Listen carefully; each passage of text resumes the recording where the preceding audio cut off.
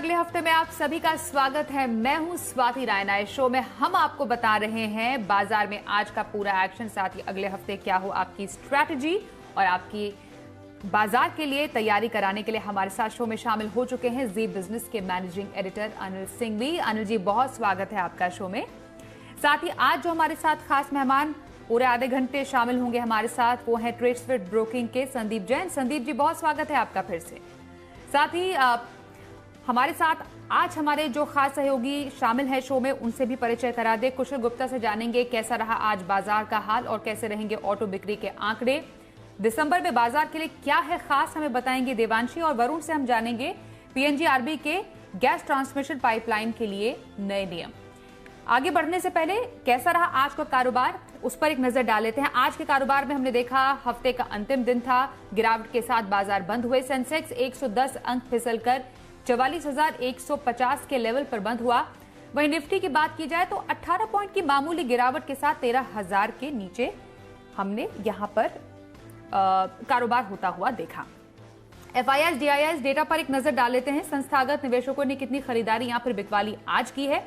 FII यानी विदेशी संस्थागत निवेशकों ने कैश मार्केट में 7,713 करोड़ रुपए की खरीदारी की है। वहीं अगर हम डीआईआई यानी घरेलू संस्थागत निवेशकों की बात करें तो उन्होंने 4,969 करोड़ रुपए की आज बिकवाली की।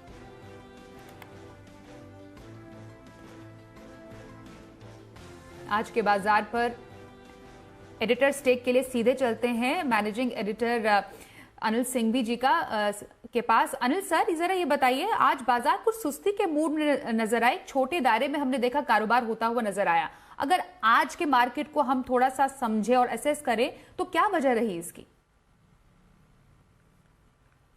लंबे वीकेंड के पहले भारतीय बाजारों में आज सीमित दायरे में कारोबार होता हुआ दिखा। दिसंबर सीरीज की शुरुआत बाजारों ने सधे हुए नोट के साथ की। कल देर रात अमेरिकी बाजारों में छुट्टी थी और आज हाफ डे और सोमवार को भारतीय बाजार बंद हैं। तो छुट्टियों के माहौल के बीच में सुस्ती के साथ भारतीय बाजारों की शुरुआत हुई। खुले मजबूत थे, लेकिन वहां से प्रॉफिट बुकिंग तुरंत ही आते हुए दिखी और दिन भर बाजार छोटी सी रेंज में उतार चढ़ाव के बीच कारोबार करते हुए दिखे। लेकिन उतार चढ़ाव रेंज भली छोटी हो, लेकिन बेहद शार्प था। बार बार निफ्टी में 50-75 पॉइंट के मुंह आ रहे थे और बैंक निफ्टी में 150-200 पॉइंट के। फाइनली हल्के से नुकसान के साथ निफ्टी बंद होता हुआ दिखा और सेंसेक्स भी, लेकिन हल्की सी मजबूती के साथ बैंक निफ्टी में क्लोजिंग होते हुए दिखे। लेकिन इसका मतलब यह नहीं कि एक्शन नहीं था। एक्शन बाजार में भरपूर था। जहां तेजी है स्टॉक्स में, वहां जबरदस्त एक्शन है। कैश मार्केट के स्टॉक्स अब तेज दौड़ लगाते हुए नजर आ रहे हैं। वहीं थोड़े से दिग्गज शेयरों में आज ऊपरी स्तरों पर प्रॉफिट बुकिंग आती दिखी, यानी कि आईटी और एफएमसीजी, ये दो स्पेस ऐसी थी जहां ऊपरी स्तरों से प्रॉफिट बुकिंग आई और इस वजह से निफ्टी ज्यादा संभल नहीं पाया। लेकिन बैंक निफ्टी मजबूती के साथ बंद होने में कामयाब रहा। सीमित दायरे में बाजार थोड़ा सा वक्त बिताने की कोशिश कर रहे हैं। लंबा वीकेंड था, इसलिए 13,000 के ऊपर बंद नहीं हो पाए, लेकिन बैंक निफ्टी ने जरूर 29,500 के ऊपर की मजबूत क्लोजिंग दी है। तो ओवरऑल मूड माहौल ठीक है।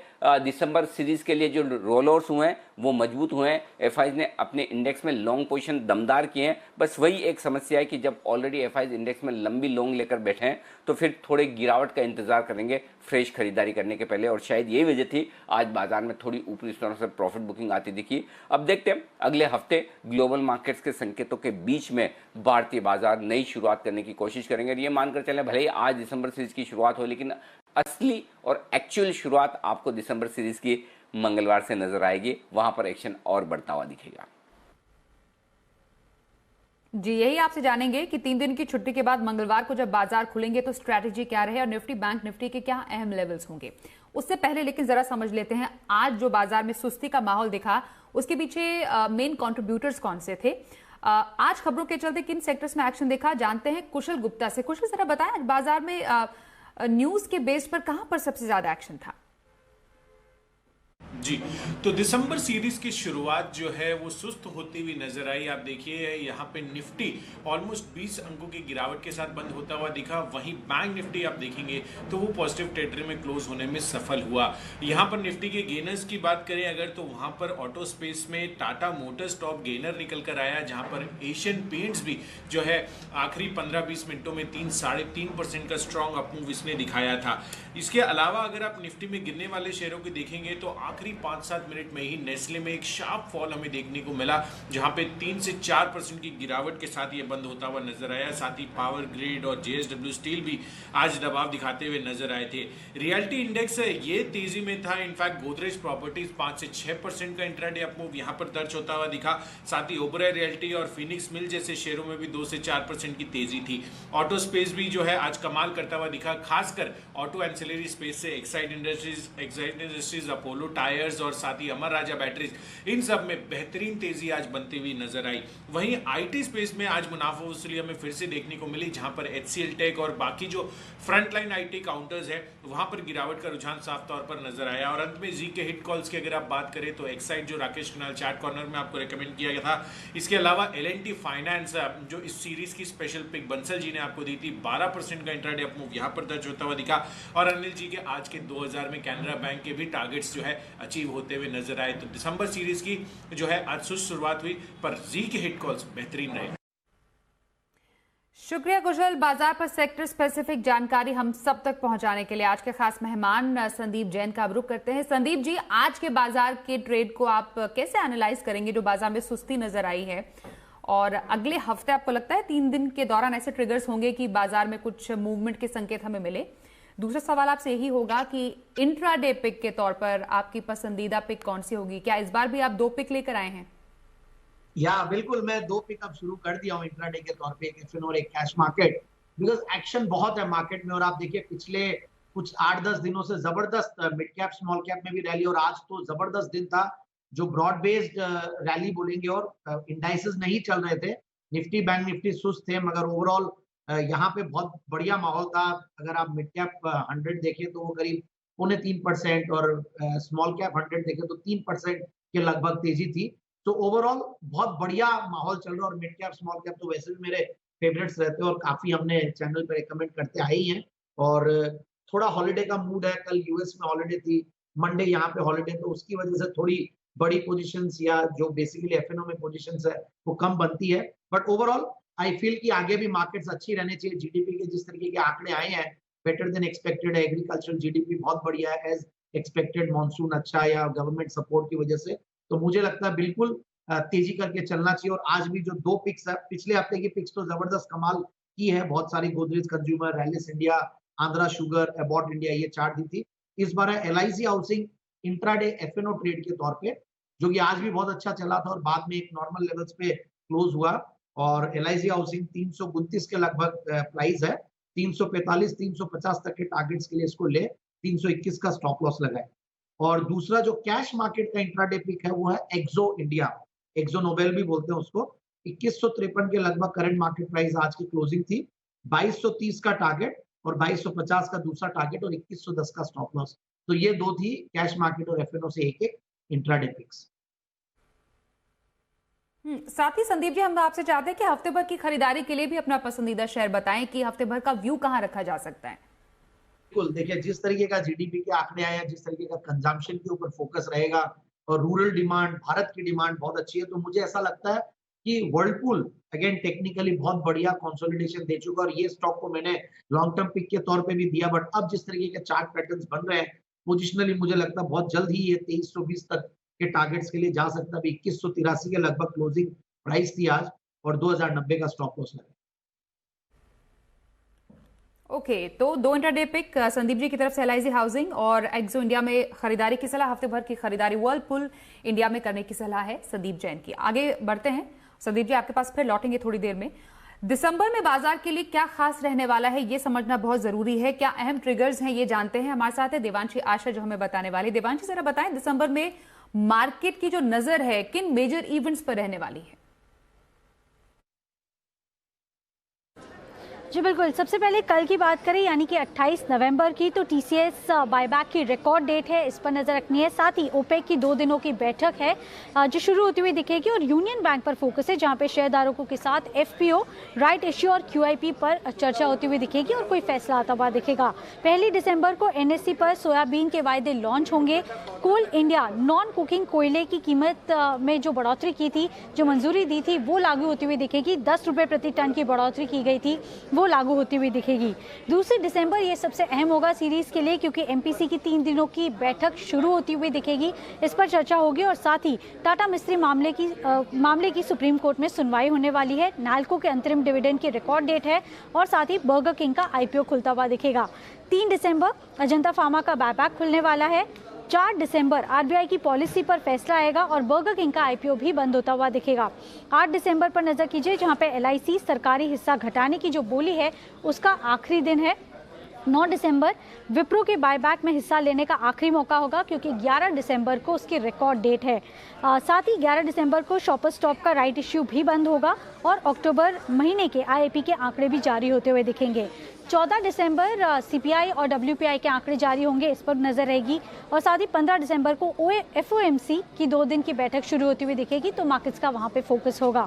24 दिसंबर यूएस में क्रिसमस से पहले हाफ डे होगा और 25 दिसंबर क्रिसमस की छुट्टी है, लेकिन साथ ही मजेस्को के डिविडेंड के लिए रिकॉर्ड डेट भी तय की गई है। और आखिर में 31 दिसंबर पर नजर कीजिए, जहां पे इनकम टैक्स रिटर्न दाखिल करने की आखिरी तारीख है। तो साल का आखिरी महीना दिसंबर क्या खास रहने वाला है, इवेंट्स बताने के लिए शुक्रिया आपका देवांशी। आगे बढ़ते हैं। मंगलवार को जब बाजार खुलेंगे तो नवंबर ऑटो बिक्री के आंकड़े भी आएंगे। क्या खास रहने की इस बार संभावना है, ये समझते हैं जरा कुशल से। कुशल, जरा बताएं इस बार कैसी बिक्री की उम्मीद की जा सकती है?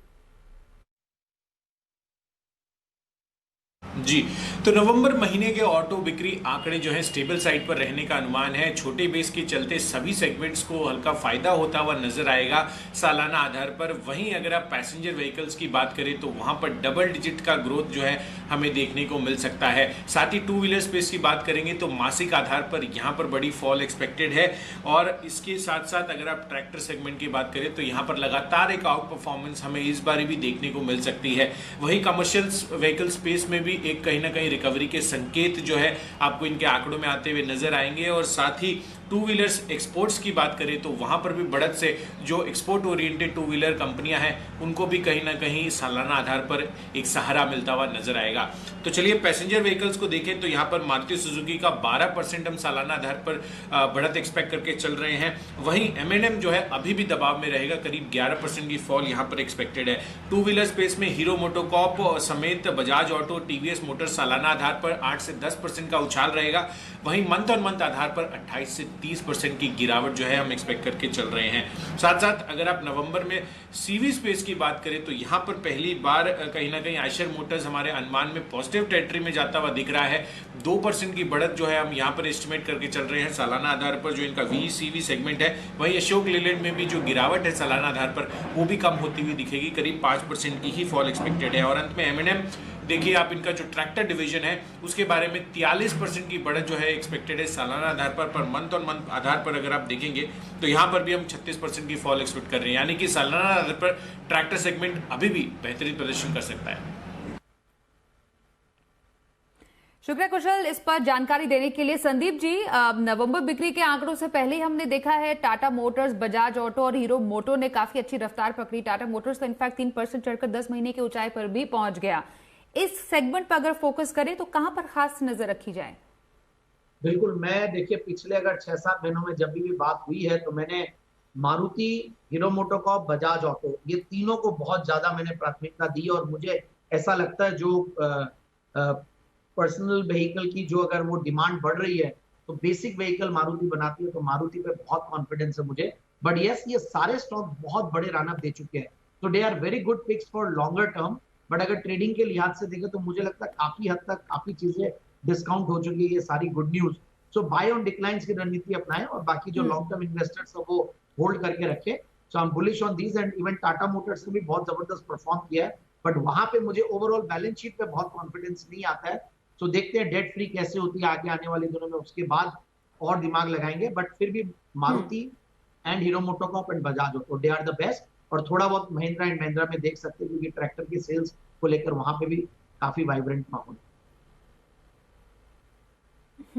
तो बिक्री के आंकड़ों से पहले काफी रफ्तार में कुछ ऑटो शेयर हमें देखने को मिले हैं, नजर रहेगी जो भी आंकड़े आते हैं। तो चलिए अब शो के खास सेगमेंट शर्मा जी के ऑप्शन का वक्त हो गया है।